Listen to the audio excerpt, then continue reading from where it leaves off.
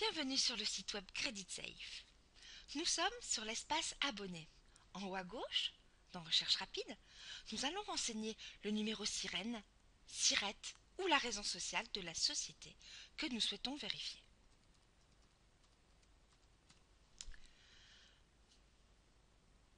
Une fois les informations renseignées, je vais cliquer sur Rechercher. J'arrive sur la page avec tous les résultats. Je vais cliquer sur la première société puisque c'est celle-ci qui m'intéresse. J'arrive sur l'identité complète où nous retrouvons différents onglets qui vont de résumé jusqu'à document officiel. Dans le premier encadré, nous allons retrouver toutes les données administratives telles que l'enseigne, l'activité, le numéro de TVA intracommunautaire et bien d'autres informations. Ensuite, je vais retrouver la note de prédiction de défaillance et la limite de crédit à ce jour. Les comportements de paiement. Ces données sont récupérées grâce à notre outil 3D Ledger.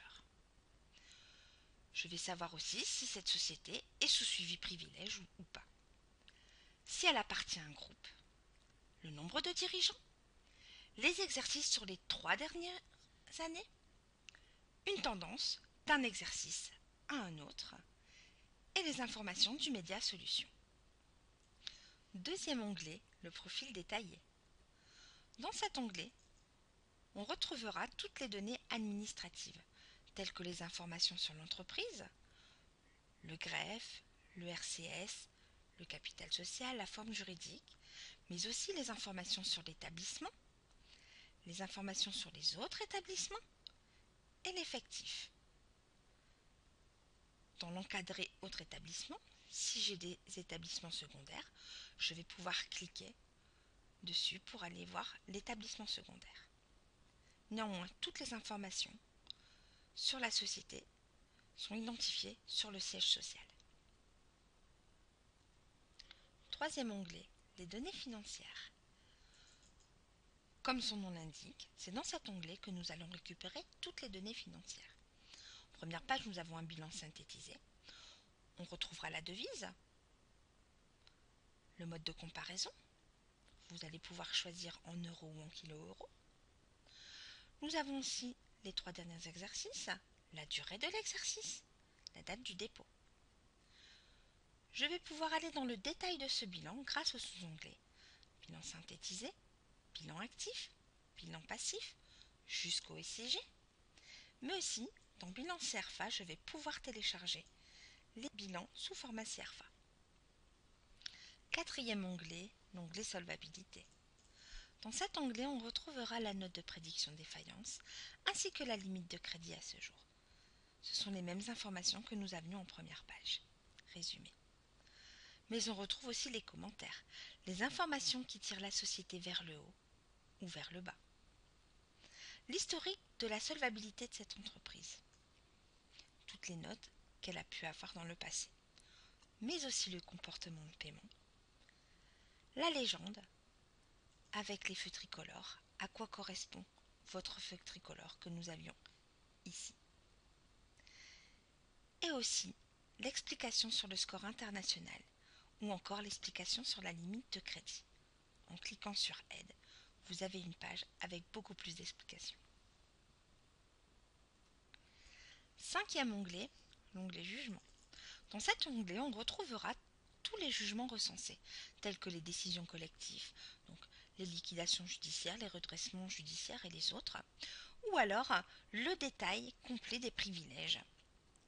Si la société n'est pas sous suivi privilège, nous vous l'indiquons avec le message « Cette société n'est pas sous suivi privilège ». Cependant, vous avez la possibilité de les commander en vous rapprochant de votre service client. Nous pouvons aussi aller voir l'historique des privilèges en cliquant sous le sous-onglet. On peut constater que pour cette société, à un moment donné, elle a eu une inscription privilège. En cliquant sur le petit plus, je peux avoir le détail. Et je peux me rendre compte aussi qu'à ce jour, elle est radiée. Sixième onglet, données du groupe. Dans cet onglet, nous allons recenser toutes les sociétés qui font partie de ce groupe. Nous avons la maison mère ultime, le nombre d'entreprises dans le groupe, mais aussi le nom des sociétés, leur numéro sirène, le pourcentage de part, le score Credit Safe, la limite Credit Safe. Vous avez aussi des sous-onglets où vous allez pouvoir aller chercher l'actionnariat, le résumé et autres liens d'affiliation. Septième onglet, onglet historique. Comme son nom l'indique, dans cet onglet, nous allons récupérer toute l'historique de la société, telle que le statut, mais aussi les publications aux journaux officiels. Nous avons les annonces Bodac A, B ou C, ou encore les annonces JAL. Credit Safe est le seul fournisseur d'informations commerciales et financières à avoir l'intégralité des JAL. Dans Description, vous allez pouvoir cliquer pour avoir le résumé de l'annonce Bodac ou encore de l'annonce JAL. Vous allez pouvoir cliquer sur événement de l'entreprise. Vous allez récupérer les dates à chaque fois qu'il y a eu un événement. Exemple, le 18 décembre 2012, nous avons une augmentation du capital.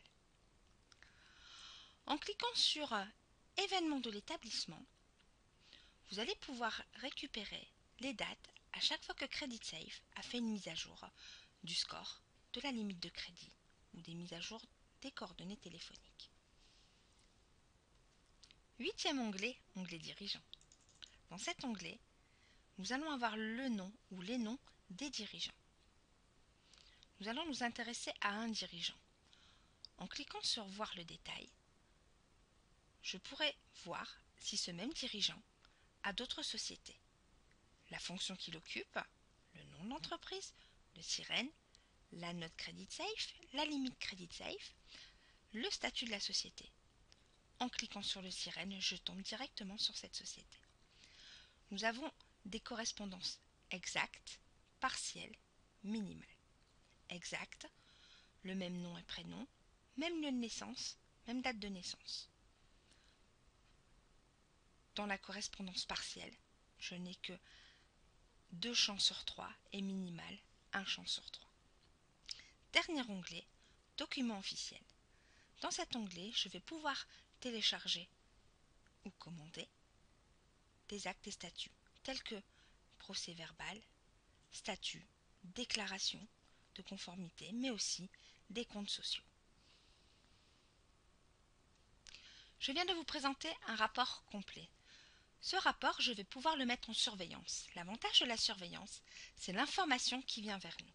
Dès que j'aurai un changement positif ou négatif, je serai averti. Comment mettre en surveillance?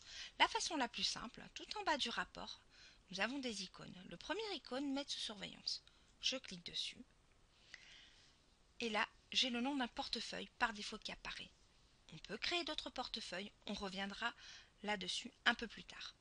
Référence, c'est facultatif, mais je peux renseigner un numéro de client interne, une information qui est propre à vous. Pareil pour l'information libre ou pour la limite de crédit.